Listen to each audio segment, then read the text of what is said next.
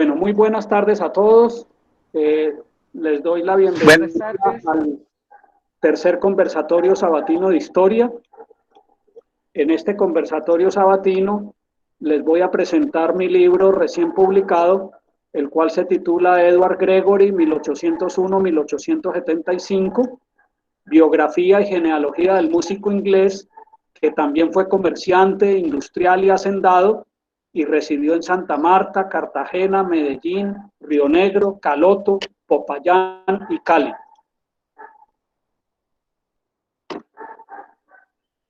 Como introducción, les voy a presentar una serie de hechos que resumen la vida de Edward Gregory. Después vamos a entrar en detalles. En este libro se presentan la biografía y la genealogía de un personaje del siglo XIX que nació en Inglaterra en 1801 y que vivió en Colombia desde 1819 hasta su muerte en 1875. Su nombre era Edward Gregory. Se enroló como miembro de la banda de música adjunta al Regimiento Primero de Rifles de la Primera Legión Británica a Venezuela. Como músico, es reconocido como un pionero en la fundación de bandas musicales y orquestas sinfónicas en Medellín, Río Negro, Antioquia y Cali. También fue comerciante, industrial y hacendado. Como comerciante fue importador y distribuidor de mercancías y licores extranjeros. Como industrial estableció fábricas de destilación de aguardientes en Marinilla, Caloto y Jamundí, y una fábrica de producción de cerveza en Popayán. Como hacendado fue propietario de la hacienda Las Cañas y de la finca El Bosque, ambas situadas en Jamundí. Muy bien, entonces, ¿cuál es la justificación para mi libro? ¿Por qué nace mi libro? ¿Por qué nace mi interés en estudiar este personaje? A este personaje pues lo habían estudiado otros 17 autores de Medellín, Cali y Bogotá. Existían 18 reseñas biográficas muy cortas, todas ellas muy cortas, y 11 apuntes muy escuetos que fueron publicados entre 1890 y 2010. Sin embargo, en varias de las reseñas simplemente se lo menciona a Edward Gregory como músico, fundador de bandas musicales y orquestas sinfónicas en Medellín, Río Negro o Cali, nada más. En algunas otras se menciona que fue administrador de la renta de aguardientes en Río Negro, pero no tienen más detalles. Entonces, no se conocía con certeza su nacionalidad. La mayoría de los autores previos, pues, se aventuraban a decir que era inglés, o sea, británico, nacido en Inglaterra, otros que era irlandés y otros que era escocés. Entonces no se sabía exactamente en cuál de los tres países, Inglaterra, Irlanda o Escocia, había nacido, ni tampoco la fecha, ni la ciudad de su nacimiento. Sobre los nombres de sus padres existía se habían aventurado unos nombres en algunas de las reseñas genealógicas. Su apellido materno se decía que era Macpherson y hasta aparecían como nombres de sus padres Edward y Cecilia. Con la investigación que yo hice, esa información quedó corregida, estaba errada. Y no se sabía, pues, mucho menos quiénes eran sus abuelos, bisabuelos, tatarabuelos, etcétera. Mi investigación permitió llegar hasta sus pentabuelos, es decir, los pentabuelos son los abuelos de los tatarabuelos. No se conocía su rostro. Sin embargo, en una de las reseñas biográficas y genealógicas eh, más completas que primero se publicó en Medellín por parte de un académico de la Academia Antioqueña de Historia, Enrique Chavarría Chavarría, que ya falleció hace muchos años, fue un industrial antioqueño. Él estuvo visitando a una nieta de Edward Gregory en Manizales, Carlota Gregory, que era pianista, profesora de música muy notable, y ella le ofreció a Enrique Chavarría el retrato de Edward Gregory, ella lo tenía, lo había heredado, para que se lo llevara a Medellín y lo pusieran en el Salón de Bellas Artes o en la sala de reuniones de la Sociedad de Mejoras Públicas. Ese retrato entonces pasó a formar parte de la colección del museo, lo que anteriormente al Museo de Antioquia se llamó Museo de Sea, o sea, en honor a Francisco Antonio de Sea. Ese retrato estuvo en la colección del Museo Sea hasta que se trasladó al Museo de Antioquia, se perdió la rotulación del retrato y el retrato quedó sin nombre, sin título, sin identificación del personaje. Entonces es como si no existiera. Entonces no se conocía el rostro, yo lo redescubrí a través de una tarjeta de visita de una familiar mía y luego en el Museo de Antioquia entonces encontré el retrato, efectivamente estaba sin nombre y ya a raíz de la publicación de mi libro ya al retrato le pusieron el nombre la semana pasada. No se sabía además de ser músico que él había sido comerciante, industrial y hacendado. Y mucho más importante aún, no se conocían los nombres de sus amigos ni su relación con algunos importantes personajes de la historia política nacional, como les voy a contar más adelante. No se conocían el lugar, la causa y la fecha de su defunción. Algunos decían que había fallecido en Río Negro, otros que en el Cauca, pero no decían si en Popayán o en Caloto, otros decían que en Cali. La causa también, algunos decían que había fallecido de apoplejía después de comerse una sandía, otros que había muerto pues de viejo, y la fecha no se conocía tampoco. Sobre el año se aventuraban algunos a decir que había sido en 1876. Sin embargo, fue un año antes. Muy bien, entonces voy a iniciar la exposición con una breve reseña biográfica del personaje, pues porque en el libro se dan todos los detalles adicionales, voy a mostrarles lo más importante. Lo primero, pues que debemos ver es su retrato. Ahí es un retrato fotográfico, el que vemos a la izquierda es de la tarjeta de visita, ¿sí? Es lo que se llama la técnica de copia en albúmina, ¿sí? Una técnica fotográfica. La fotografía es una fecha cercana a 1860, o sea que en esa fotografía Edward Gregory tiene 59 años. Y el retrato de la derecha, que es otra fotografía, pero aquí la corté porque la otra mitad es un retrato que tiene dos paneles, o sea, es como un díptico, pero la parte donde está la fotografía es la de la derecha. Ese es el retrato del Museo de Antioquia. Ese es un ambrotipo, es una fotografía del tipo ambrotipo. Ambas entonces fueron obtenidas a partir de un mismo original. Esa es la conclusión a la cual se llega al comparar los retratos. Se ve que el del Museo de Antioquia tiene unos detalles adicionales en el brazo, en el antebrazo izquierdo, hay una cinta que cuelga, esa cinta no es visible en el retrato de la tarjeta de visita. Muy bien, sobre las fechas, pues las fechas aquí ya están puestas, pero ellas corresponden a un producto de la investigación. El año de nacimiento, pues viene de su partida de bautismo, a su vez viene del dato que les voy a mostrar en el acta de defunción, y el año de defunción, pues viene del acta de defunción. Nació en Lanston, o Lanson, lo pronuncian de ambas formas en Inglaterra, es una ciudad del condado de Cornualles, en Inglaterra, en el Reino Unido de la Gran Bretaña e Irlanda, Escocia e Irlanda. Gran Bretaña el Reino Unido de la Gran Bretaña en esa época se componía de Inglaterra, Gales, Escocia e Irlanda. Irlanda en ese momento era la isla completa, ¿no? No existía Irlanda del Norte, sino que toda la isla era parte del Reino Unido. Y murió en Santiago de Cali, en el Estado Soberano del Cauca, que era parte de los Estados Unidos de Colombia, en 1875. Bueno, ¿cómo se llega entonces a esta información? Las primeras pistas sobre el origen de Edward Gregory las obtuve de la partida de bautismo de un nieto suyo, Santiago Gregory Cardona, que nació en 1864 en Río Negro. La partida de bautismo la vemos a la izquierda, y aparecen Edward Gregory y Matilde Sarasti como padrinos de bautizo de Santiago Gregory Cardona, ausentes. Fueron reemplazados por Carlota Severo Escalante y Carlota Gregory.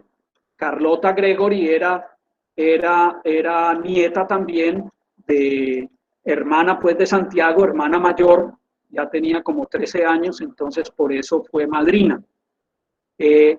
Entonces surgió la inquietud, ¿quién era Matilde Sarasti? ¿Por qué Eduardo Gregory?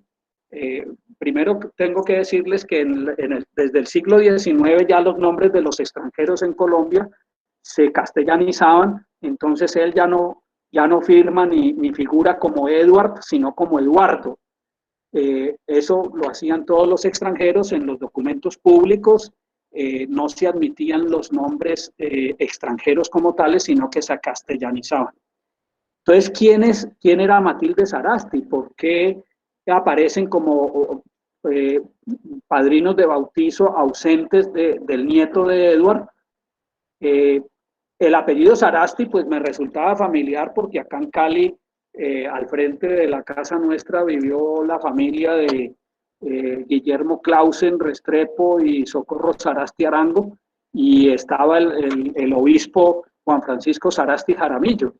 Entonces esos Sarasti eran los mismos. Encontré un libro en la biblioteca Luis Ángel Arango, y luego consulté la revista Despertar Vallecaucano. Es una revista que dirigió el historiador y académico Álvaro Calero Tejada, y en un artículo de esa revista titulado La primera fábrica de cerveza en Cali, publicado en el número 30 de esa revista en 1976, Alejandro Sarasti Aparicio, que viene a ser sobrino de Matilde Sarasti, dice lo siguiente: otro recuerdo del Cali que se fue y vimos hacer de niños, viviendo con mis tías Matilde Sarasti, viuda de Gregory, que fue casada con un inglés llamado Eduardo Gregory, gran músico, quien fundó y fue director de la primera banda de músicos que tuvo la ciudad. Entonces ya había un indicio allí de que Edward Gregory y Matilde Sarasti estuvieron casados, y de que ella enviudó de Edward, de que era Edward el músico y que había fundado y dirigido la primera banda de músicos formal que hubo en Cali. Pues eso no era suficiente para tener, digamos, una prueba documental, era necesaria una prueba documental. Entonces, encontré en Río Negro un voluminoso expediente titulado Juicio de sucesión de la afinada señora Raimunda Cardona de Gregory. Era la madre de Santiago Gregory, el que vemos en la esquina superior derecha.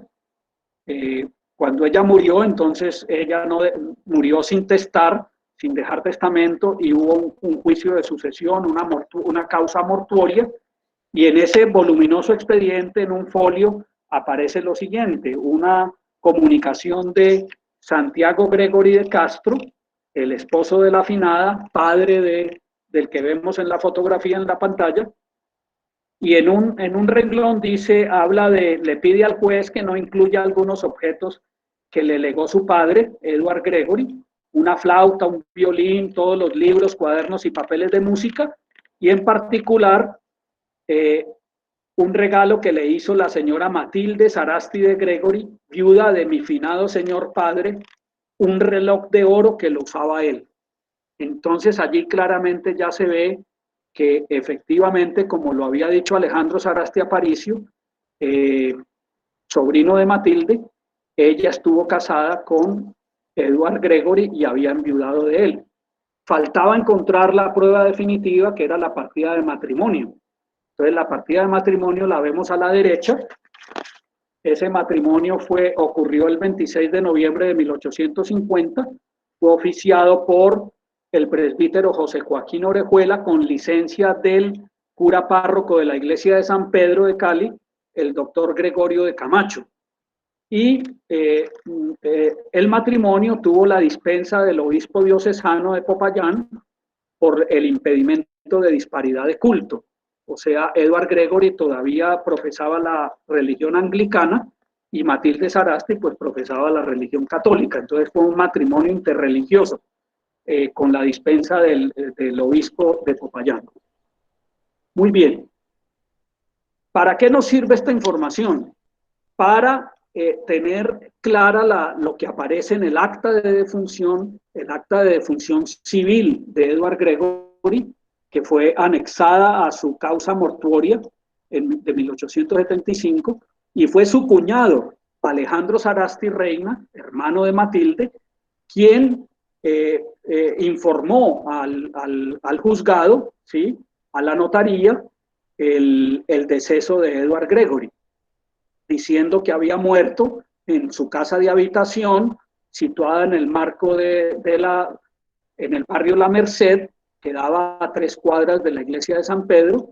Había muerto de pulmonía el viernes 14 de mayo de 1875 a las 3 de la tarde, que era natural de Cornwall, en Inglaterra, así aparece escrito Cornwall, y era el esposo legítimo de la señora Matilde Sarasti, y que era hijo del señor Jaime Gregory, o sea, James Gregory, y James fue transliterado a Jaime, y de la señora Elizabeth Piollin, aparece como Piollin con doble O, como si se pronunciara Piollin en inglés británico.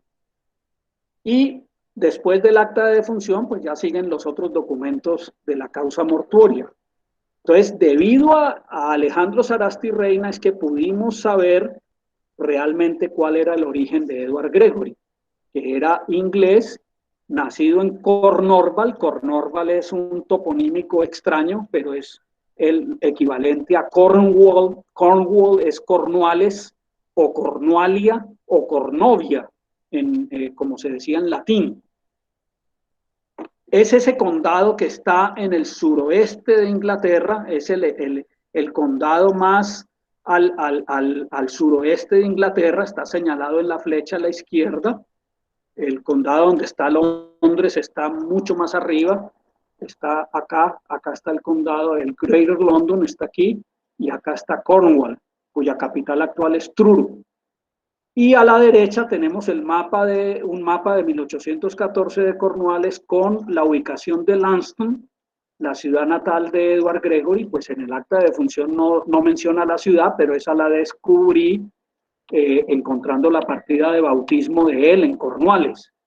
Es una ciudad que fue capital de Cornualles mucho antes que Truro, y queda justo casi en el límite con el condado de Devon, que es el condado adyacente a Cornualles. Cornualles es un condado prácticamente separado del resto de Inglaterra por un río, el río Tamar, ¿sí?, que corre, es la frontera que sirve entre los dos condados. En el lado norte está el canal de Bristol, y en el lado sur, en el confín sur del condado, está el canal británico, o llamado en español Canal de la Mancha. Cornualles tiene una longitud de 145 kilómetros desde la frontera con Devon hasta la punta que se llama la punta más suroccidental, que es el fin de la tierra, así se llama, Land's End. Muy bien, ¿cuál es el origen de Launceston? Antes de la conquista normanda,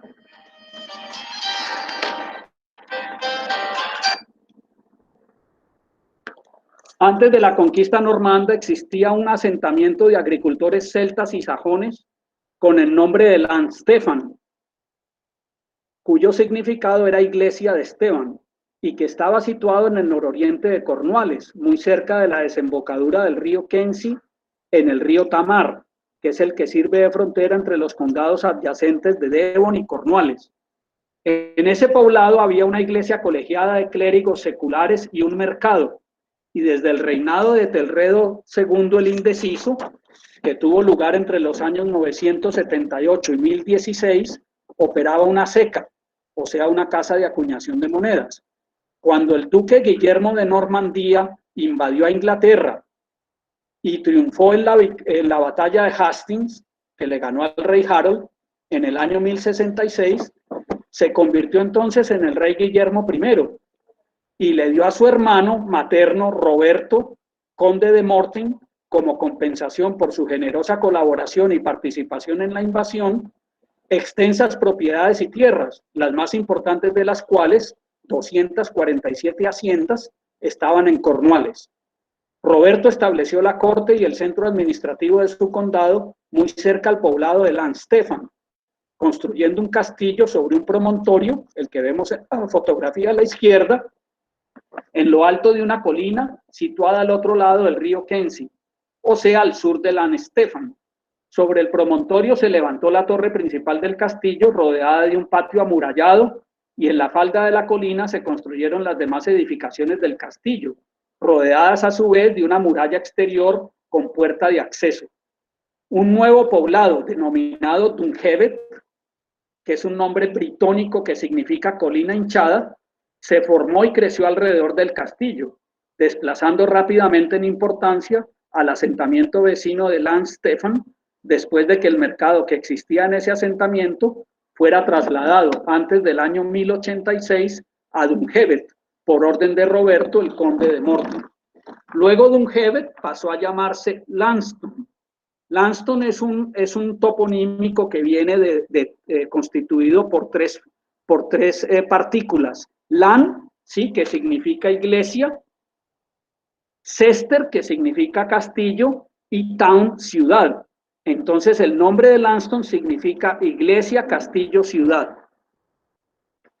La partida de bautismo de Edward Gregory la encontré en la iglesia anglicana de Santo Tomás el Apóstol, San Thomas the Apostle, en Lanston, ¿sí? Esta es la iglesia, la que se ve a la derecha, es una iglesia que está situada en la parte central de la ciudad, cerca al río. Y este es el registro de bautismo. Cuando uno ve los libros parroquiales de Inglaterra, pues se queda aterrado de lo lacónica que es la información suministrada en esos libros. Particularmente las partidas de bautismo ocupan solamente un renglón. En este caso es el tercer renglón después del encabezado, bautismos en 1801. Dice Edward, son of James and Elizabeth Gregory. Y la fecha no es la fecha de nacimiento, sino la fecha del bautizo. En Inglaterra rara vez registraban la fecha del nacimiento. La fecha que se consideraba importante era la fecha del bautismo, el 8 de noviembre de 1801. Esta partida se encuentra en la oficina de registros de Cornualles, en la capital actual, Truro. Ahora bien, ya entonces confirmado que Edward Gregory efectivamente en el acta de defunción decía que tenía 74 años, o sea que coincide la fecha de bautismo y de nacimiento. Usualmente los bautizos ocurrían 15 días, a lo sumo un mes después del nacimiento. Entonces él nació también en 1801 y por eso en 1875 tenía 74 años, que es lo que decía en el acta de defunción. Y acerca de los nombres de sus padres, entonces había que encontrar la partida de matrimonio. Ese matrimonio ocurrió en la iglesia anglicana de Santa María Magdalena. Esta iglesia es una iglesia muy grande, muy bonita y que tiene su historia, pero ahora no voy a entrar en más detalles que los que voy a mencionar respecto a la fotografía que tenemos abajo en la parte inferior, ¿sí? En la pared oriental exterior de la iglesia se encuentra esculpida en el granito una escultura de María Magdalena, yacente boca abajo, con un jarrón de ungüento a su lado y rodeada de 7 coristas y juglares ataviados con túnicas, cada uno de los cuales está sosteniendo o tocando un instrumento musical. Uno de ellos es un rebec, que es un instrumento medieval de 3 cuerdas similar al violín y que se toca también con un arco. Un segundo instrumento es una chirimía, que es un instrumento de viento similar al clarinete y que está compuesto por 2 cañas que vibran una contra la otra. Un tercer instrumento es un clarín, que es un instrumento medieval de viento similar a la trompeta, con un tubo estrecho y que emite notas fuertes y claras. Un cuarto instrumento es una gaita córnica, El gentilicio de los de Cornualles es córnicos. Entonces la gaita córnica, Cornish bagpipe, es un instrumento de viento muy antiguo que consta de varios tubos y una pequeña bolsa de cuero, pero que es muy distinta a la gaita escocesa, que todos conocemos. Un laúd, que es un instrumento de cuerdas similares a una guitarra, es el quinto instrumento. El sexto es un arpa, que es un instrumento de cuerdas, y el séptimo es un órgano de mano. Y la octava figura esculpida a los lados de Santa María Magdalena corresponde al director del conjunto musical, el cual sostiene una batuta y lleva puesto alrededor del cuello un pesado collar alusivo a su oficio. Entonces, esta figura alegórica de María Magdalena y los juglares de la bendita Santa María Magdalena de Launceston da una indicación de cuál pudo haber sido la primera visión que tuvo Edward Gregory de su propia vocación como músico, y luego dominó varios instrumentos: el violín, la flauta, el piano, los instrumentos de viento, y enseñó cómo tocarlos en Medellín, en Río Negro, en Cali, y además fue director de orquesta, director de banda sinfónica. Entonces es muy interesante ver ese conjunto escultórico. La partida de matrimonio de los padres es esta. Se casaron en 1785 en esta iglesia. Muy bien. Y los nombres eran James Gregory y Elizabeth Pulling. En el acta de defunción aparecía como Piolin, pero se escribe Pulling con doble L y se pronuncia Pulling realmente. Quedó entonces con esto corregida la información que creían algunos historiadores antioqueños, pues que no habían hecho la tarea completa de ir a los archivos, que creían que su segundo apellido era Macpherson. Realmente eso era incorrecto, y esa información pues no hay rastro de dónde pudo haber salido, a quién se le ocurrió eso, y que no quedó constatado con documentos de archivo. Muy bien, llegamos entonces ahora a la educación de Edward Gregory. Asistió a la escuela pública de primaria de Launceston, la escuela pública de gramática, ¿sí? Y se formó como músico muy posiblemente bajo la dirección de Joshua Fardin, que era un sastre y profesor de música, y que tenía experiencia con bandas militares porque había formado parte de la banda de música de la milicia real de Cornualles que estuvo en Irlanda. A su regreso de Irlanda en 1814, muy posiblemente entonces Edward Gregory tuvo formación como músico de banda militar. Llegamos entonces al momento en que terminan las guerras napoleónicas con la batalla de Waterloo en 1815. Con la finalización de las guerras napoleónicas, el ejército británico no necesitaba seguir teniendo el tamaño que había tenido durante los últimos 12 años, desde 1803 hasta 1815. Aproximadamente 500,000 de soldados y oficiales que llevaban varios años de guerra combatiendo contra Francia y sus aliados habían quedado cesantes y debían entonces desmovilizarse y reintegrarse a la sociedad. Teniendo Gran Bretaña en ese momento una población de 25 millones de habitantes, ese ejército de 500,000 de soldados y oficiales desmovilizados se enfrentaba a un futuro incierto, ya sea por la falta de un medio de sustento distinto al de la carrera militar, o por la difícil situación económica que en general atravesaba la sociedad británica, debido a que la terminación de la guerra había ocasionado una disminución en el consumo de bienes manufacturados, que había llevado al cierre de fábricas y empresas, con el consecuente aumento del desempleo en las clases trabajadoras. Las guerras de independencia en Sudamérica se convirtieron entonces para muchos de esos soldados y oficiales en la única oportunidad de continuar sus carreras militares y escapar de un futuro incierto para los oficiales, o evitar caer en la postración y la pobreza para los soldados. Ya en 1810, Simón Bolívar, Andrés Bello y Luis López Méndez habían viajado a Londres como representantes de la Junta de Caracas, con la misión de buscar el reconocimiento por parte del gobierno británico. Los recibió el secretario de Estado de Asuntos Exteriores, el marqués Richard Wellesley, y quien los honró reuniéndose con ellos y atendiéndolos con una recepción de Estado en la Cancillería, con la consecuente firme protesta del embajador español. Luego, entonces, López Méndez se queda en Londres y en enero de 1817 es nombrado por Simón Bolívar agente y comisionado especial de la República de Venezuela en la ciudad de Londres, con la misión de reclutar voluntarios británicos para las guerras de independencia, con la potestad de contratar empréstitos privados para financiar el reclutamiento, poniendo como hipoteca todas las propiedades, rentas y recursos de la República que fueran necesarios.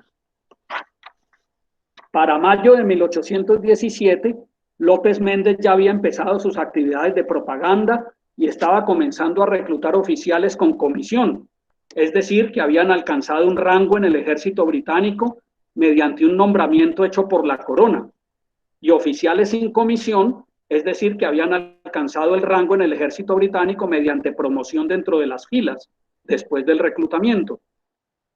Esos oficiales con comisión y sin comisión provenían de las filas activas y desmovilizadas del ejército, a los cuales López Méndez les ofrecía no solamente una remuneración por sus servicios, que era igual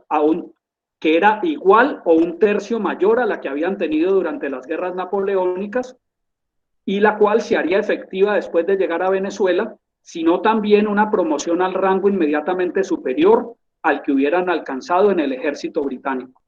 Entonces, con esa promesa de remuneración y de promoción al rango inmediatamente superior, también les ofrecieron tierras.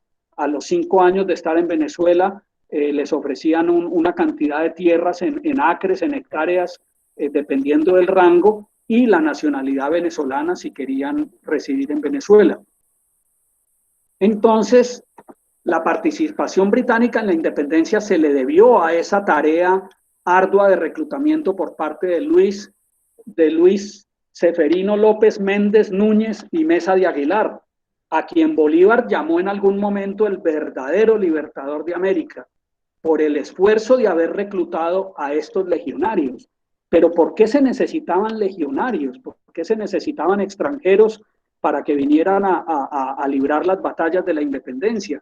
Pues porque Bolívar ya estaba convencido que no le podía ganar la guerra a Pablo Morillo, que era un veterano de las guerras napoleónicas, de las guerras peninsulares, y necesitaba entonces profesionalizar el ejército, las 3 armas, artillería, infantería y caballería, y qué mejor que reclutar a veteranos de las guerras que habían estado en Portugal, en Bélgica, en Austria, en Prusia, ¿sí? Entonces, el esfuerzo se consolidó y se concretó en 4 grandes legiones, que fueron estas. La primera Legión Británica Venezuela, que partieron los primeros regimientos en 1817, llegaron en 1818 a Venezuela, o sea, durante esos 2 años, y el comandante general de esa primera legión fue Gustavo Hippisley. La segunda legión, entre los años 1818 y 1819, estuvo distribuida en 2 grandes expediciones, una comandada por George Elson y la otra por James English. La tercera legión fue la legión irlandesa a Venezuela y la Nueva Granada entre 1819 y 1820, su comandante general John Devereux. Y por último, la legión escocesa a la Nueva Granada entre 1818 y 1819, su comandante el escocés Gregor MacGregor. Entonces, de estas 4 legiones voy a enfocarme en la primera legión británica entre 1817 y 1819. Estuvo conformada por 6 regimientos, ¿sí? Se le llama la expedición de los 6 coroneles, porque todos tenían el rango de coronel. El regimiento primero de lanceros, comandante Donald MacDonald, el regimiento primero de húsares, Gustavo Hippisley, que era el comandante a su vez general de toda la legión, el regimiento segundo de húsares, Robert Skin. Este regimiento pereció, el barco se chocó contra unos peñascos en la costa francesa en el sur del Canal de la Mancha. Solamente se salvaron 3 o 4 oficiales de ese barco y otros que no habían alcanzado a embarcarse. El regimiento de húsares rojos, comandado por Henry Wilson, que tuvo problemas con Bolívar. Ustedes recuerdan que traicionó a Bolívar dándole el favoritismo a Páez y nombrando a Páez capitán general de los ejércitos patriotas en el Apure. Brigada de artillería comandada por Joseph Gilmore y el regimiento primero de rifles, que es en el que nos vamos a concentrar, comandado por Peter Campbell. La banda de música de la Primera Legión Británica estaba adscrita al regimiento primero de rifles y por los testimonios de los legionarios de Thomas Wright, en sus memorias dice que estaba conformada la banda de música por 27 músicos. Les voy entonces a leer algunos detalles de la banda de música. Primero, estos eran los uniformes del regimiento primero de rifles de la Primera Legión Británica de Venezuela, copiados de los mismos uniformes del regimiento de rifles de un regimiento de rifles británico. Estos son un sargento y un cabo. Las bandas de música militares en Inglaterra se remontan al año 1762, cuando el regimiento de artilleros reales, el Royal Artillery Regiment, organizó una banda de música, mezclando los tradicionales tambores y trompetas utilizadas por los cuerpos de infantería y de caballería, respectivamente, con otros instrumentos de viento como fagots, oboes y clarinetes, lo cual estableció un patrón que fue copiado por otros regimientos. A comienzos del siglo XIX, las bandas de los regimientos más grandes crecieron al aumentar el número de clarinetes y añadir pífanos y flautas. La estructura de estas bandas de música estaba completamente descentralizada porque el director de la banda y los músicos eran reclutados y pagados por los oficiales de cada regimiento. Los directores de las bandas y muchos de los primeros músicos contratados eran civiles y no militares. Se tendía a contratar directores de banda extranjeros, en particular prusianos, austríacos e italianos. Las bandas militares eran consideradas como un activo importante por parte de los regimientos porque servían para elevar la moral de las filas, para mejorar la vida social de los oficiales, estimular el reclutamiento de soldados y fomentar las relaciones públicas, porque la música militar se volvió genuinamente popular. En 1810 se estableció como regla que las bandas militares británicas tuvieran un músico que actuara como trompeta mayor y en 1823 que tuvieran un sargento como director y un máximo de 14 músicos. Sin embargo, esa regla después cambió y ya para mediados del siglo XIX las bandas llegaban a tener hasta 60 músicos. Durante el alistamiento de los regimientos de la Primera Legión Británica, su comandante general Gustavo Hippisley hizo un comentario en sus memorias acerca del regimiento primero de rifles y de su banda de música. Decía Hippisley lo siguiente: el cuerpo de rifles del coronel Campbell, o al menos los oficiales que conformaban el regimiento, se habían vuelto muy conspicuos.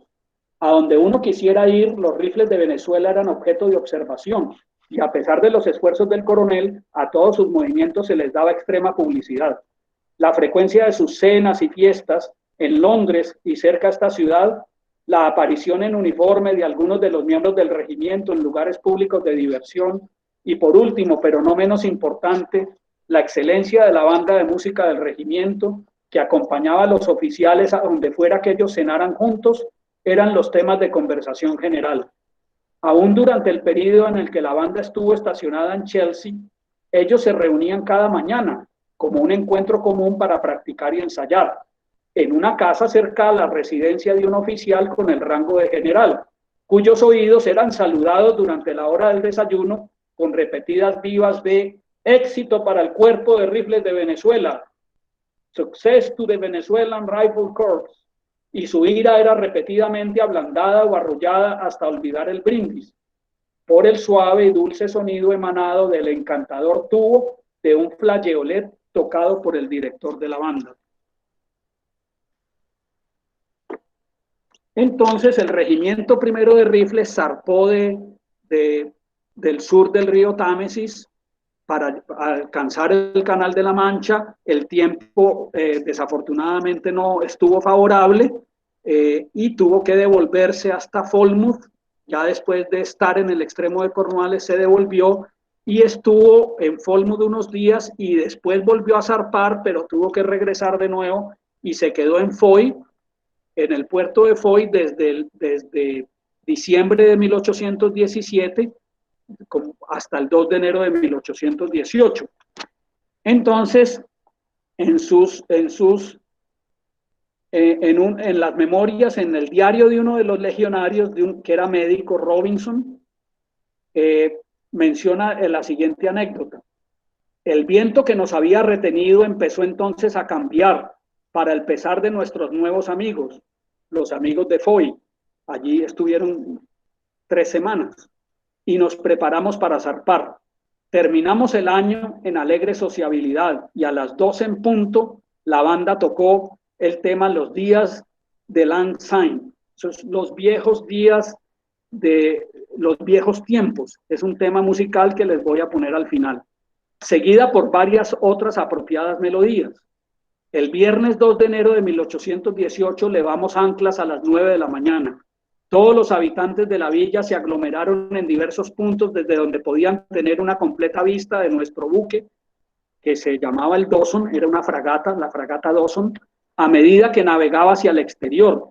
Y como si fuera por consenso general, ellos nos animaban con reiterados gritos, mientras que todos los oficiales parados en la borda les contestaban, y la banda tocaba a todo coro La chica que dejé atrás. Es un tema, The Girl I Left Behind Me, es un tema folclórico del folclore británico. Fue una vista muy grata.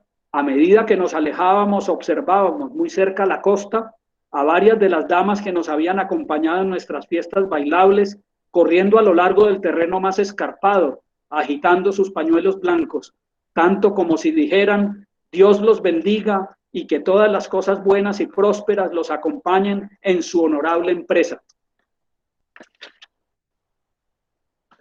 Entonces ellos llegaron a Angostura finalmente el 23 de julio de 1818, después de múltiples peripecias en las islas caribeñas, de San Bartolomé, de San Martín, de San Tomás, Granada, ¿sí? Hasta que finalmente llegaron a Angostura, se incorporaron, ese regimiento primero de rifles se incorporó al batallón de José Antonio Páez en el Apure y se fueron a entrenar a los indígenas de la misión Caroní, ¿sí? La Guayana, para integrarlos al regimiento de rifles. Entonces la idea era que el regimiento de rifles tendría oficiales británicos, pero los soldados eran venezolanos. Llega entonces ahora la aventura de 1818, toda la campaña de Venezuela, las batallas. No voy a entrar en esos detalles, pero voy a narrarles el cruce del páramo de Pisba, ¿sí?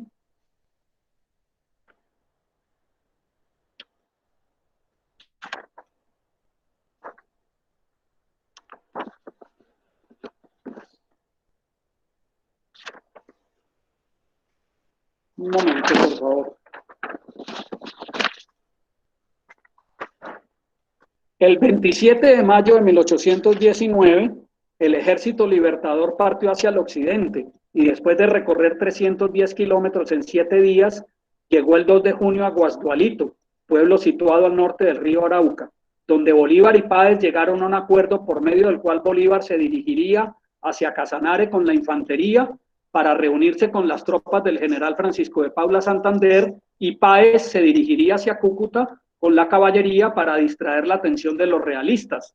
Sin embargo, este último incumplió el acuerdo, Páez, y se quedó en Venezuela.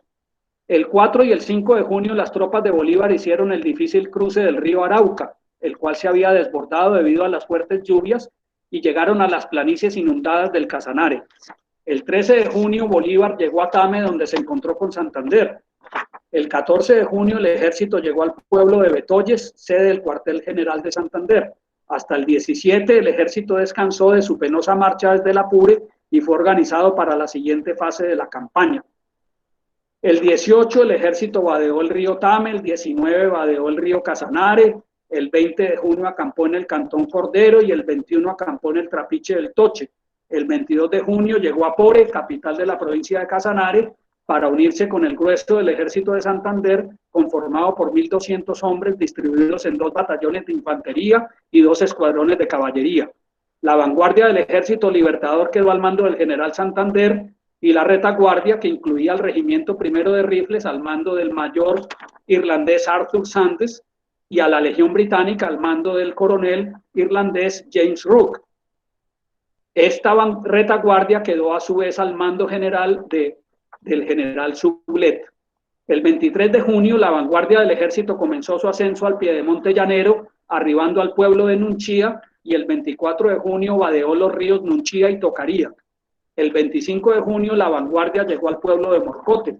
El 26 la vanguardia empezó su ascenso de las estribaciones de la cordillera oriental de los Andes, llegando a la altura de Chitacoba o Páramo de los Llaneros. El 27 de junio la vanguardia arribó al pueblo de Paya, en el cual se presentó un combate de más de 4 horas contra una fuerza de 350 realistas apostada en la guarnición del pueblo, que funcionaba como puesto de avanzada. Después del combate, los realistas cruzaron el río Paya y se retiraron hacia Labranza Grande. El 2 de julio, la vanguardia al mando de Santander, el regimiento primero de rifles y el resto de la división del general Anzoátegui partieron desde Paya hacia la cordillera para hacer el difícil y letal cruce del páramo de Pisba, situado a una altura de 3.900 metros sobre el nivel del mar. La legión británica, al mando de James Rooke, se quedó rezagada en la retaguardia, custodiada por la división al mando del general Sublette y haciéndose cargo de las municiones y del hospital de campaña. Las muy bajas temperaturas y la incesante lluvia con granizo y viento helado durante las 2 noches que el ejército de vanguardia pasó en el páramo para cruzarlo, ocasionaron la muerte por congelación de más de 100 hombres, entre ellos el teniente Westbrook del regimiento primero de rifles. El 5 de julio la vanguardia del ejército libertador llegó a Socha y al día siguiente se le unió la mitad de la división de retaguardia del general Anzoátegui, pero sin la legión británica, la cual se había quedado rezagada en Paya por el cansancio asociado al ascenso de las primeras estribaciones de la cordillera oriental. Los habitantes de Socha recibieron con amplia hospitalidad a la vanguardia del ejército libertador, proporcionándoles pan, chicha y tabaco a las tropas. Como todos los caballos y mulas de carga habían perecido en el cruce del páramo de Pisba, Bolívar envió comisionados para recoger caballos en diferentes puntos y para traer ganado vacuno de los campos circunvecinos. El 7 de julio, Bolívar instruyó al coronel Jacinto Lara para que fuera a ayudarle a la legión británica en el ascenso al páramo de Pisba, llevándoles comida y alpargatas a los legionarios, para recoger las armas, municiones y equipos que se habían abandonado en el camino y para reunir a los oficiales y soldados que habían quedado dispersos y enfermos. El 10 de julio, el coronel realista José María Barreiro, con 2 columnas de 800 hombres cada una, ocupó los pueblos de Corrales y Gámeza. Ese mismo día, el ejército patriota pernoctó en el cuartel general de los aposentos de Tasco. El 13 de julio, la legión británica partió de Paya hacia el páramo de Pisba, donde los legionarios pasaron la lluviosa y gélida noche, congelándose varios de ellos. El 14 de julio, la legión británica terminó de cruzar el páramo de Pisba con una incesante lluvia y expuesta a temperaturas muy bajas que, combinadas con el aire enrarecido por la altura y el estado de desnudez en que se encontraban los legionarios por la falta de camisas, ocasionaron la muerte por una combinación de asfixia, soroche y congelación de 4 oficiales y 44 soldados británicos. Muy bien, entonces llegaron y el siguiente acontecimiento en el que participó la primera legión británica a Venezuela en la campaña de liberación de la Nueva Granada fue en la batalla del Pantano de Vargas. El batallón Rifles, comandado por Arthur Sandys, en el centro de las filas, atacaron la posición realista en el Cerro del Cangrejo. Y la legión británica, comandada primero por James Rooke, que cayó herido y salió de combate, y luego sustituido por John McIntosh, ocupó el flanco izquierdo para atacar la posición de los realistas en el Cerro del Picacho. Voy a leerles algunos detalles de la batalla del Pantano de Vargas, que en el libro aparece detallada con base en los diarios de los legionarios británicos y recortes de la prensa inglesa e irlandesa, porque los soldados no solamente eran ingleses, había irlandeses y escoceses en las filas. Al mediodía del 25 de julio de 1819, Barreiro decidió empezar el combate enviando tropas de infantería ligera para lograr circunvalar los pantanos y comprometer así el flanco derecho del ejército patriota. Simultáneamente, el batallón primero del Rey, al mando del teniente coronel Nicolás López, con la ayuda de una compañía de granaderos del batallón segundo de Numancia, al mando del teniente coronel Juan Tolrá, emprendió la toma del cerro boscoso del Picacho, de terreno áspero y escarpado, por la pendiente opuesta a aquella por la cual habían llegado al cerro los batallones de infantería de la vanguardia del ejército patriota, la vanguardia comandada por Francisco de Paula Santander. Aunque los batallones patriotas lograron bloquear inicialmente el avance de los realistas, no pudieron resistir el embate durante más de media hora de los disparos de mosquetes realizados por los soldados del batallón primero del Rey. Las tropas patriotas tuvieron que retroceder para evitar la carga de las bayonetas realistas, siendo desalojados del cerro y alojados a la quebrada de Varguitas. Con estos dos movimientos del ejército realista, Barreiro pretendía rodear a la vanguardia del ejército patriota para separarla de su retaguardia. A las 2 de la tarde, Barreiro le ordenó al centro de sus filas, conformado por los dos batallones de Numancia, atacar el centro de las filas patriotas, conformado por los batallones Rifles y Barcelona. Muy pronto, la superioridad de las armas de la infantería realista comenzó a cobrar un alto número de muertos y heridos en las filas patriotas, las cuales, ante el embate incontrolable que sufrían, retrocedieron y partes de ellas se dispersaron o huyeron del campo de batalla. El mayor Arthur Sandes intentó mantener la disciplina en las filas del batallón Rifles, pero fue herido por una bala en un pie. A la mitad de la tarde, las filas patriotas se encontraban en una situación desesperada. Su flanco izquierdo y su centro habían sido desalojados de sus posiciones iniciales.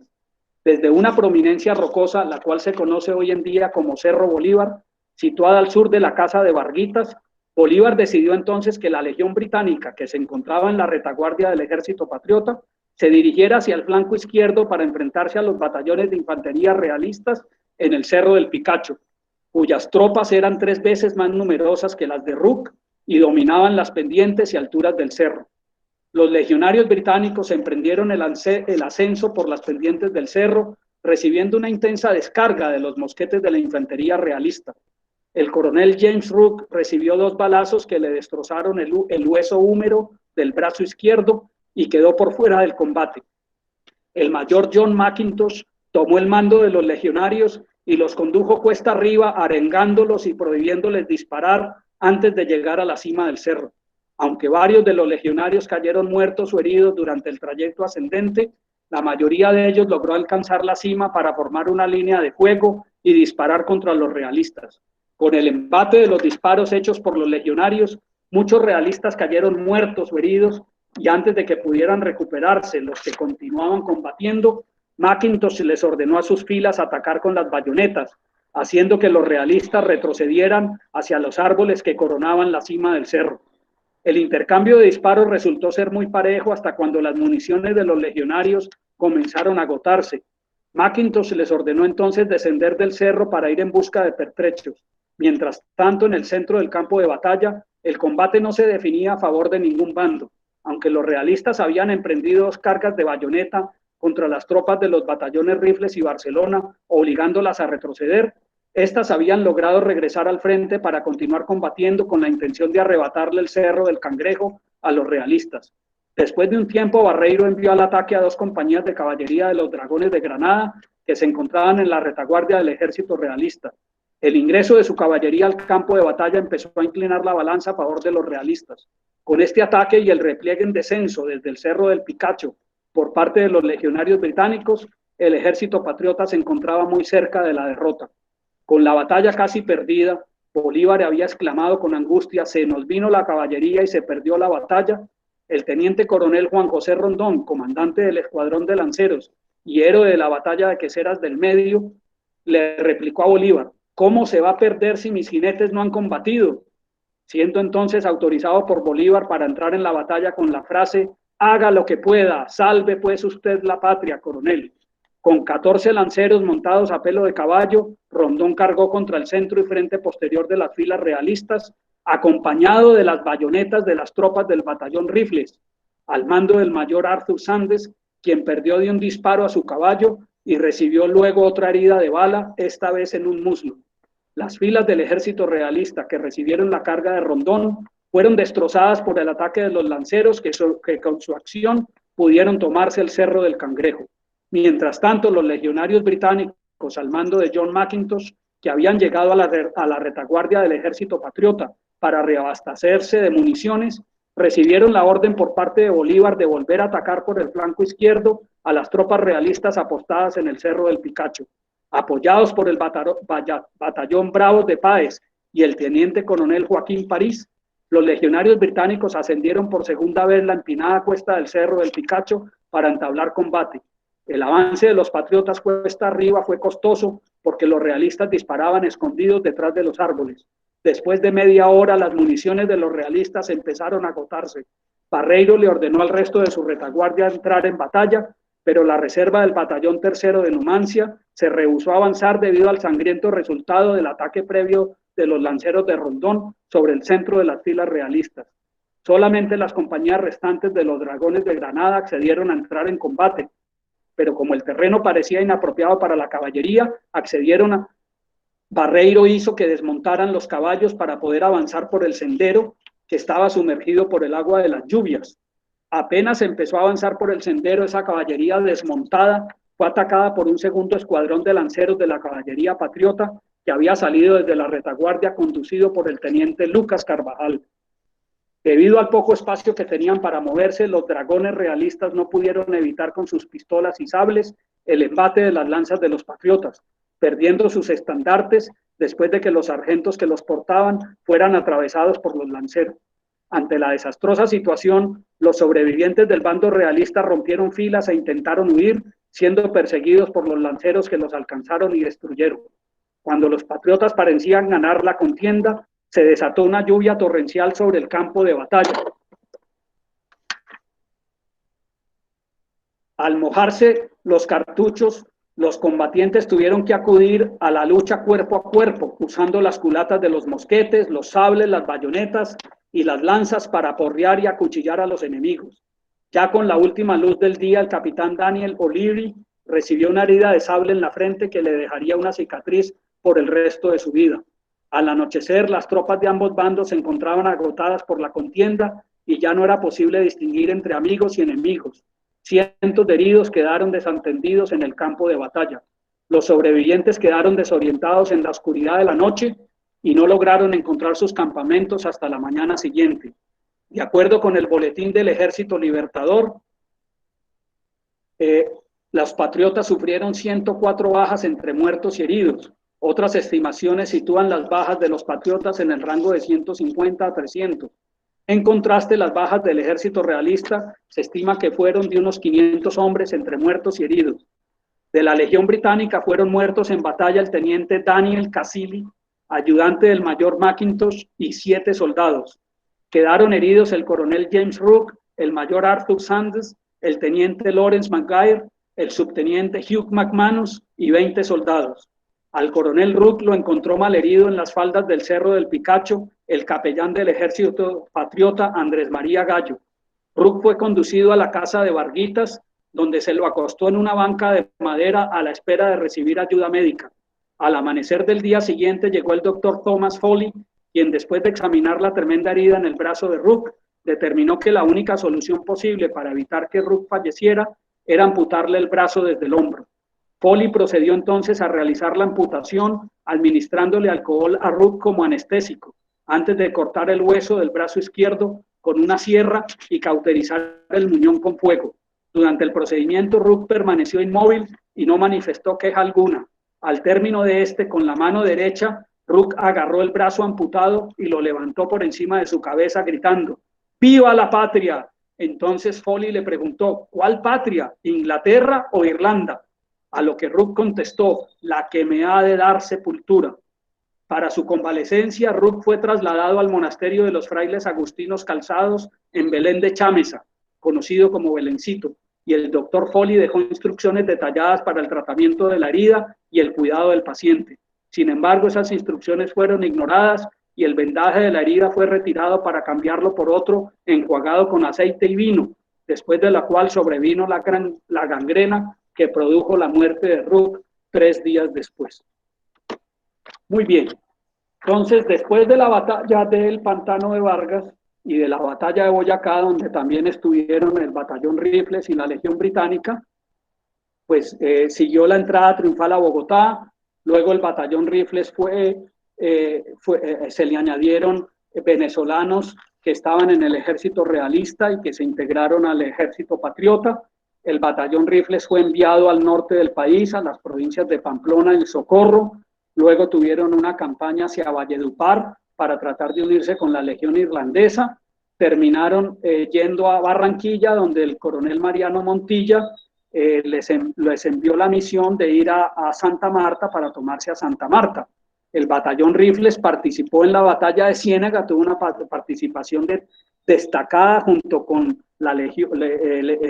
el regimiento de lanceros de Francis O'Connor de la Legión Irlandesa. La batalla de Ciénaga entonces selló la rendición de Santa Marta y Santa Marta fue entonces tomada por los patriotas. El batallón Rifles se quedó apostado en Ciénaga para que se recuperaran los soldados. Había algunos enfermos de fiebre amarilla, de paludismo, y necesitaban recuperarse. En ese momento, la banda de música del regimiento de Rifles sufrió una reestructuración. Algunos de sus miembros fueron trasladados a Venezuela para integrar la banda de música de la Segunda Legión Británica, que se había quedado con Páez en el Apure, y otros de los miembros se retiraron de la banda de música y se establecieron en otras partes de la nación. En el caso de Edward Gregory, él decidió establecerse en Santa Marta y estando en Ciénaga, frecuentando a Ciénaga, conoció a la que sería su primera esposa, Carlota de Castro Collante, que vemos en el retrato a la derecha, que realmente es una miniatura. Estando en Santa Marta, Edward Gregory se reinventó. Habiendo sido músico de la banda del regimiento de Rifles, pues en ese momento las oportunidades de supervivencia estaban en las actividades comerciales. Entonces él se integró con un amigo canadiense, James Keating, a la empresa comercial de A.D. Jeffries y Harris Fadger, que eran estadounidenses. Era uno de ellos, Harris Fadger, era el cónsul estadounidense en Santa Marta. A los cónsules estadounidenses, estamos hablando del año 1825-26, ya Colombia, la República de Colombia o Gran Colombia, como la queramos llamar, ya había sido reconocida por Gran Bretaña y por Estados Unidos. Ya había cónsules estadounidenses y británicos en los puertos del litoral caribe y también en Panamá y en Guayaquil. Entonces en Santa Marta el cónsul estadounidense tenía la autorización de ejercer actividades comerciales. En cambio a los cónsules británicos no les estaba permitido entrar en actividades comerciales, solamente defender los intereses de los comerciantes británicos que estuvieran apostados en las ciudades de su jurisdicción. Entonces, en Santa Marta, Edward Gregory participó en actividades de comercio exterior, aprendió el oficio con James Keating, con Alexander Danwell, con A.D. Jeffries, con Harris Fadger. La historia de Harris Fadger no se las voy a contar ahora, pero está en el libro, ya la leerán. Y en Santa Marta, entonces, nació la primogénita del matrimonio de Edward Gregory con Carlota de Castro, Ana María Gregory de Castro, que luego en Medellín se casó con un médico francés, Bertrand Antoine Durand, un médico que estableció una de las primeras boticas científicas, pues con fundamentación científica en Medellín. Y luego se trasladaron para Cartagena, donde nació el segundo hijo, Santiago, nació en Cartagena, y en Cartagena Edward Gregory también siguió dedicado a actividades de comercio exterior con un francés, Benjamin Servaux, que justamente fue padrino de bautizo de Santiago Gregory, y de Ana María había sido padrino de bautizo James Keating, el amigo canadiense comerciante. Y en Cartagena estuvieron un tiempo, unos 2, 3 años, hasta que se regresaron para Santa Marta.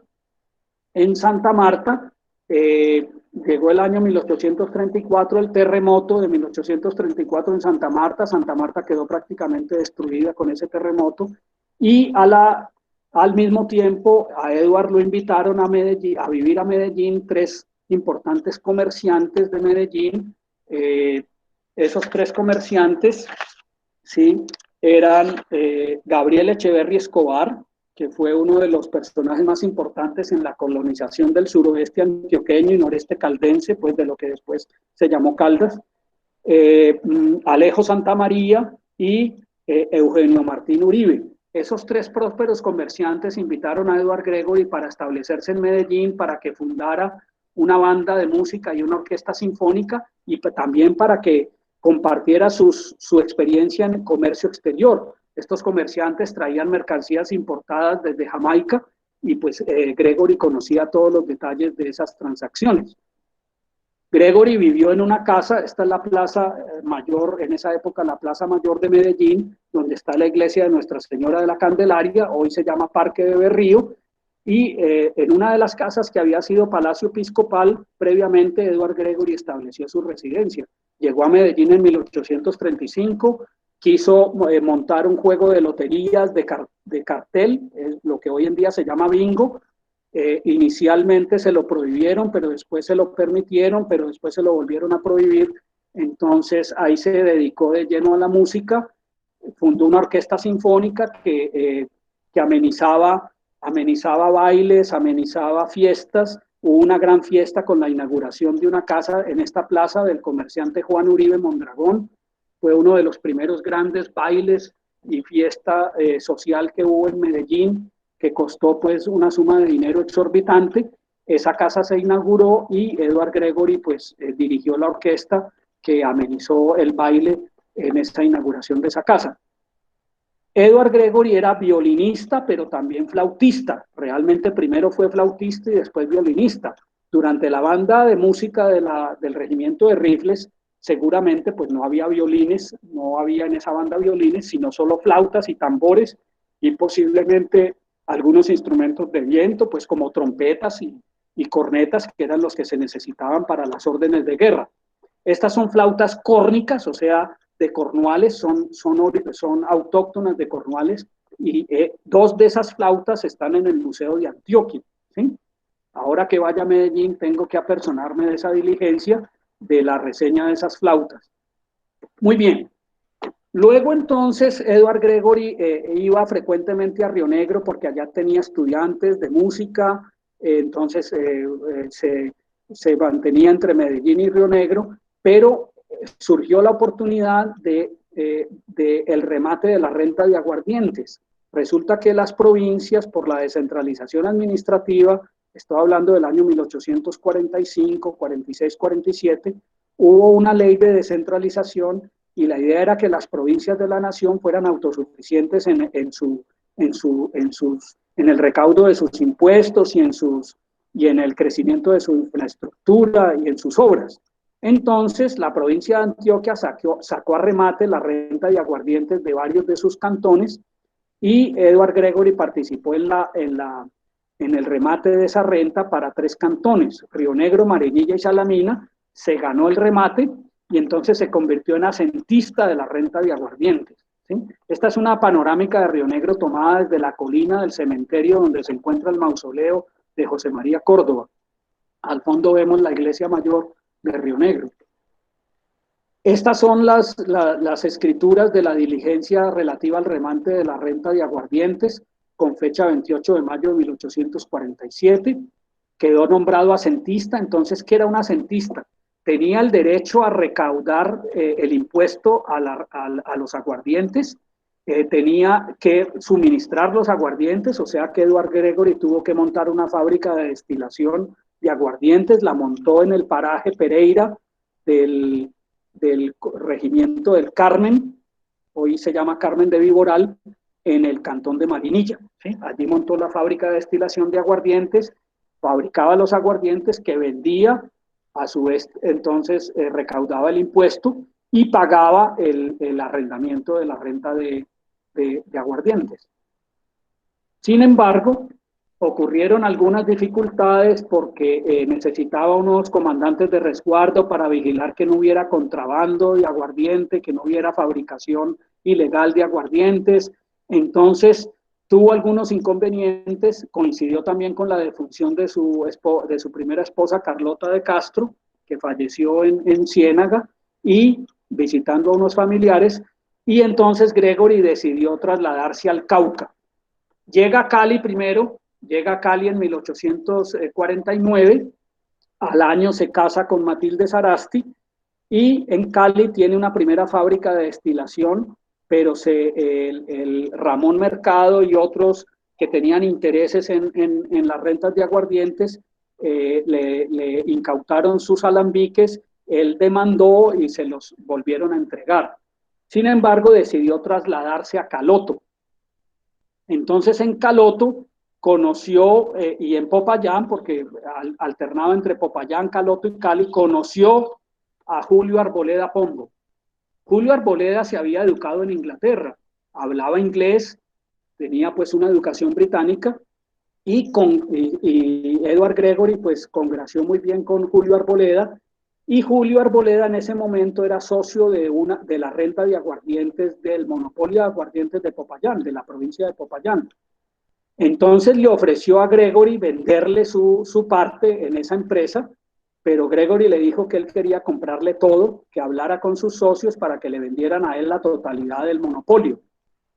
Entonces, esta es la escritura a la izquierda de compraventa del monopolio de aguardientes que le compró Edward Gregory a Julio Arboleda por la suma de 34,000 pesos de esa época. Él le compró una fábrica de destilación que tenía ya Julio Arboleda en Caloto. Gregory pues la iba a ampliar para producir un total de 30,000 botellas de aguardiente mensuales. También quería montar una planta de producción de cerveza allí contigua a la fábrica, a la destilería de aguardientes. Y entonces, ¿qué fue lo que ocurrió? En ese momento ya Julio Arboleda estaba involucrado con la rebelión conservadora contra el gobierno de José Hilario López. Y Edward Gregory posiblemente sabía, sí, que Arboleda era conservador, que ya lo estaban persiguiendo, ofuscando los agentes del gobierno, pero no vio ninguna malicia en esta escritura de compraventa. La firmó, las cláusulas eran leoninas, desfavorables para Gregory, porque si incumplían alguno de los pagos, todo le revertía a Julio Arboleda y perdía Gregory lo que había invertido. Resulta que un mes después, el 18 de octubre de 1850, la Cámara Provincial de Popayán expide una ordenanza, la ordenanza 75, con la cual cesa el monopolio de la renta de aguardientes y lo deja en libertad para que la misma provincia, las autoridades provinciales hicieran el recaudo y la producción de aguardientes. Esto pues fue un golpe muy duro para Gregory porque él ya se había comprometido con el contrato, la escritura de compraventa con Arboleda a pagarle la renta, a pagarle la fábrica de destilación, y con esta ordenanza resulta que ya no podía recaudar ni el impuesto ni podía vender en Popayán, porque le resultaba muy oneroso por los impuestos asociados a las cargas de mieles y a las cargas de aguardiente ya producido. Entonces, eso implicaba prácticamente la ruina de Gregory en su emprendimiento económico con la fábrica de Caloto. Entonces, Gregory le escribió a Daniel O'Leary, que en ese momento era el encargado de negocios del gobierno británico en Bogotá, es decir, el embajador británico en Bogotá. Este es el mismo Daniel O'Leary que dio la orden pues, de ultimar a José María Córdoba después de la batalla del Santuario, pero ya en esta época eso ya se había olvidado y él era un embajador estrella de los gobiernos extranjeros en Bogotá. Era muy apreciado por las autoridades neogranadinas, ¿sí? En Bogotá gozaba de mucho prestigio, y Gregory le escribió pues para quejarse por esta afrenta, por esta agresión legal que le impedía ejercer lo que él había comprado legítimamente, lo que le había comprado a Julio Arboleda. O'Leary le contestó a Gregory diciéndole porque Gregory le mandó la copia de la escritura de compraventa. O'Leary le dijo que realmente esas cláusulas eran muy, muy estrictas, que él creía que Arboleda le había vendido para deshacerse de su negocio y poder tener el dinero para, para, pues, para poderlo gastar. Y Gregory le dijo que no, que él había asumido esas cláusulas que para él eran muy ventajosas también porque le iban a permitir una producción de 30.000 botellas de aguardiente por mes y que eso le iba a generar una inmensa utilidad. Entonces, que para ambos era un buen negocio, que Arboleda quería deshacerse de sus acciones en la renta de aguardientes porque él había entrado en eso a disgusto, solamente para favorecer a un conocido. O'Leary no se tragaba el cuento, tampoco aunque le sugirió a Gregory que posiblemente las autoridades podían creer que Gregory le había comprado la fábrica y la renta a Arboleda como una especie de lo que hoy se llamaría como compra ficticia para evitar que las autoridades le embargaran esas propiedades a Arboleda. Pero realmente Gregory lo hizo posiblemente de manera ingenua. De todas maneras, Arboleda sabía que la Cámara Provincial iba a expedir esa ordenanza, ¿sí? Pero nunca creyó que atacaran a Gregory, que al él ya estar fuera de la renta, pues no lo habrían de atacar a él, a Arboleda, y por lo tanto no habrían de atacar a Gregory, pero lo atacaron a Arboleda creyendo que todavía tenía la renta y en consecuencia destruyeron económicamente a Gregory. O'Leary le comunicó al secretario de Estado para Relaciones Exteriores, esto se volvió ya un asunto de Estado, porque Gregory elevó su demanda a la Corte Suprema de Justicia en Bogotá, tuvo apoderados en Bogotá ante el gobierno neogranadino. El gobierno neogranadino entonces se comunicó con las autoridades provinciales de Popayán, demandas en los tribunales, y entonces le comunicó al secretario de Relaciones Exteriores en Londres pues la situación alrededor del asunto de Gregory y de las dificultades que tenía Gregory para recuperar justicia, para obtener justicia en los tribunales. Resulta que el gobernador de la provincia de Popayán había sido firmante de la ordenanza y él mismo emprendió el montaje de una fábrica de destilación de licores porque cualquiera ya podía hacerlo. Entonces, el mismo gobernador que había expedido la ordenanza se metió en el negocio de aguardientes en Popayán, donde Gregory no podía ejercer porque no le daban los costos de producción para vencer los impuestos que cobraban en Popayán al aguardiente producido en Caloto. Bueno, este asunto al final llevó a que Gregory se trasladara de Caloto a Popayán. En Popayán entonces se estableció otra fábrica de destilación en una casa ubicada al frente del colegio seminario. Montó también una fábrica de cerveza y una fonda. Y vivió en Popayán unos años. Su demanda al final, la Corte Suprema falló a favor de él, pero los tribunales provinciales en última no le reconocieron la indemnización que él reclamó, diciendo que él había reclamado más allá de lo que legalmente podía hacer. Entonces no obtuvo justicia y eso quedó así. En Popayán entonces se recuperó económicamente y decidió regresarse a Cali en 1850, 57, ya estaba otra vez de regreso en Cali. En Cali entonces se dedicó al comercio de licores extranjeros, montó una fábrica de destilación en Jamundí, en la hacienda Las Cañas, que le compró a Emigdio Palau, que fue rector de la Universidad del Cauca, y vivía en una casa en La Merced, a 3 cuadras de la iglesia de San Pedro, con su esposa. Luego vino la amistad que tuvo con el general Julián Trujillo, en ese momento presidente del Estado Soberano del Cauca, entre 1867 y 69.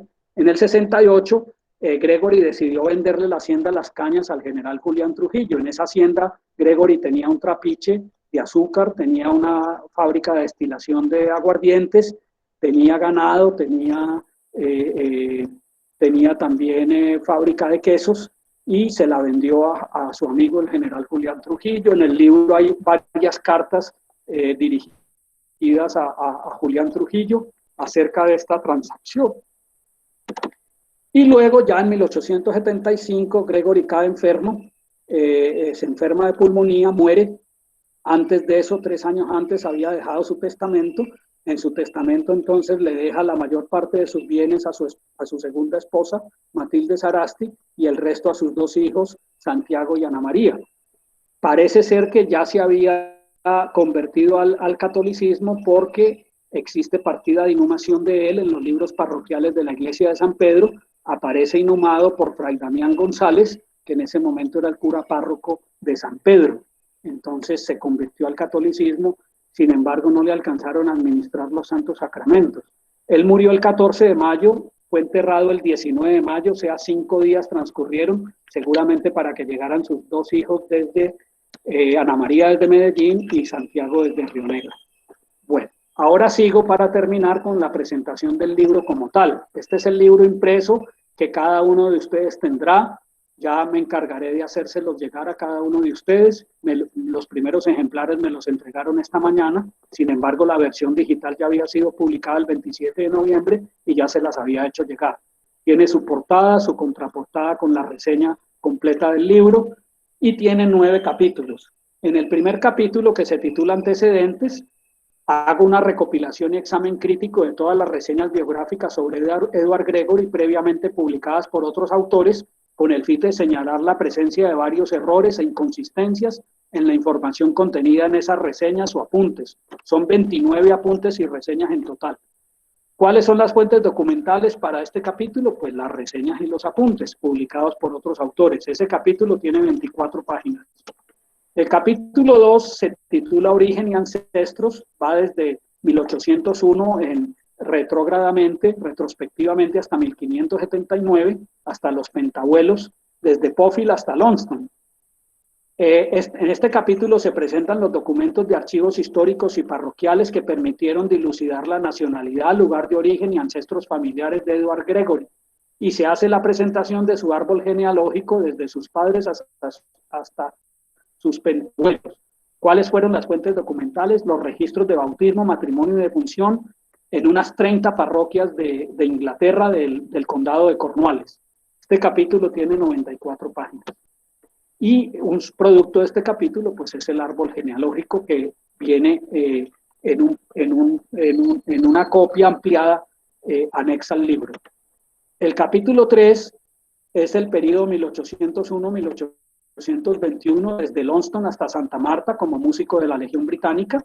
Se hace la descripción de la vida desde su nacimiento hasta cuando decidió establecerse en Santa Marta, incluyendo el relato de los sucesos asociados a la conformación, travesía y recorrido de las legiones británica e irlandesa y sus bandas de música.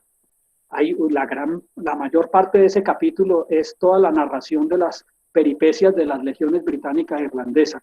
¿Cuáles son las fuentes documentales de este capítulo? Los diarios de viaje de los legionarios y los reportes de la prensa inglesa e irlandesa. El capítulo 4 va de 1821 a 1834 en Santa Marta y Cartagena en actividades de comercio exterior. Se describe la vida de Edward Gregory desde cuando se estableció en Santa Marta en 1821 hasta cuando se trasladó hacia Medellín en 1834. Se relatan los acontecimientos asociados al desarrollo y auge del comercio británico en Santa Marta y Cartagena, al reconocimiento diplomático de Colombia por parte de Gran Bretaña y al establecimiento de relaciones formales entre las dos naciones mediante la suscripción de un tratado de amistad, comercio y navegación. ¿Cuáles fueron las fuentes documentales? Las partidas de bautismo, matrimonio y defunción en archivos parroquiales de Ciénaga, Santa Marta y Cartagena, escrituras en el archivo notarial de Santa Marta y cartas y documentos del archivo de correspondencia de la Cancillería Británica. Yo estuve 30 días en Inglaterra en el año 2013 esculcando los archivos, el Archivo Histórico Nacional del Reino Unido en Kew, al suroeste de Londres, y en la oficina de registros de Truro en Cornualles. Este capítulo tiene 117 páginas.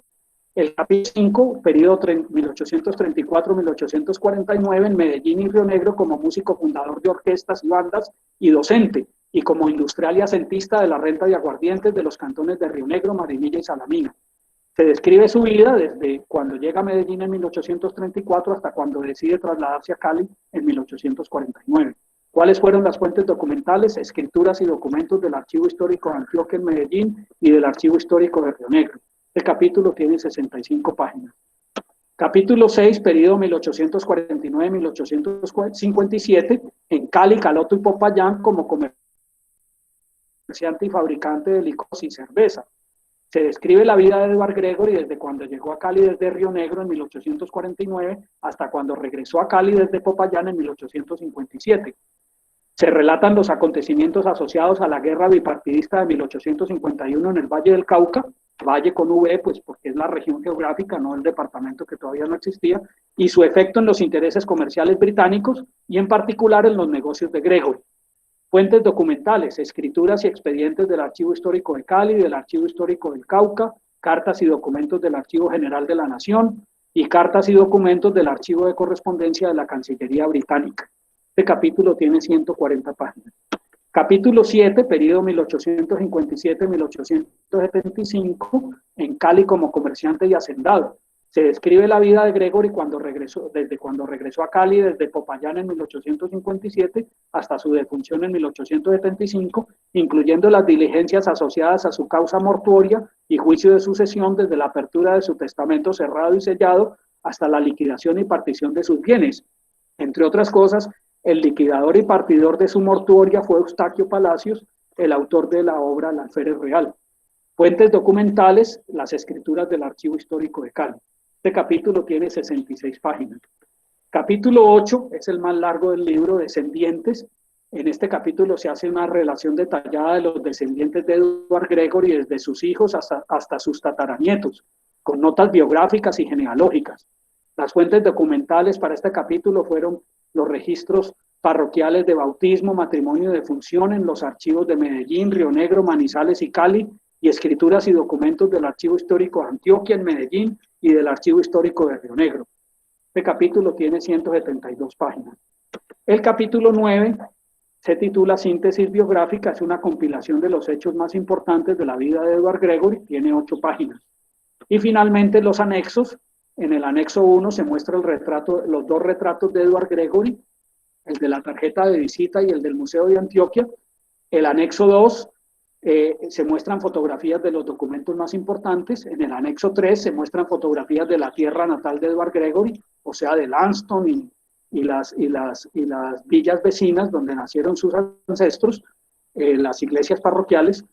Anexo 4 se muestran fotografías de los miembros de su familia, desde sus hijos hasta sus tataranietos. Estos anexos son páginas en color, 105 páginas en total.